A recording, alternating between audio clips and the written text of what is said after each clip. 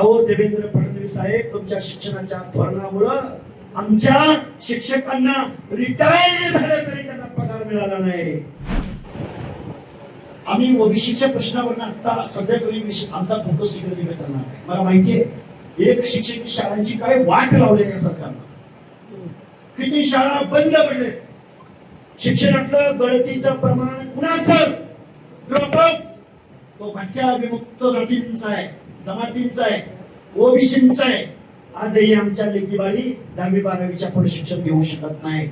आणि शिकलेली पोरं, अहो देवेंद्र फडणवीस साहेब, पीएचडी झालेली पोरं पोलीस भरतीला उभी राहिले.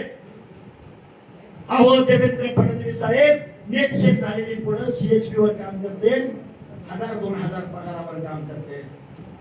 अहो देवेंद्र फडणवीस साहेब, तुमच्या शिक्षणाच्या धोरणामुळं आमच्या शिक्षकांना रिटायर झाले तरी त्यांना पगार मिळाला नाही. हा महाराष्ट्र आहे, हे सामाजिक न्यायाचं धोरण आहे. काय चाललंय या महाराष्ट्रामध्ये? हा महाराष्ट्र आहे. विद्रूप केलंय महाराष्ट्राचं चित्र इथल्या राज्यकर्त्यांनी, गुटखावाल्यांनी, मटकावाल्यांनी, रेतीवाल्यांनी, 2 नंबर धंदेवाले. महाराष्ट्राच्या कायद्याच्या सभागृहात आमच्या 60%, आमच्या आदिवासी, आमच्या SC ST ला धरून 70% लोकांच्या हक्क अधिकाराचं कायदं बेवडी माणसं ठरवते. याचं दुर्दैव आहे पुढे शाहू आंबेडकरांच्या महाराष्ट्राचं. काय सांगू तुम्हाला अजून पुढे? महाराष्ट्रातील सर्व बातम्यांचे विश्वासार्ह व्यासपीठ.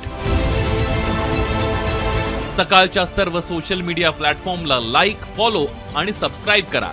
तसंच सर्व नोटिफिकेशनसाठी बेल आयकॉन प्रेस करायला विसरू नका.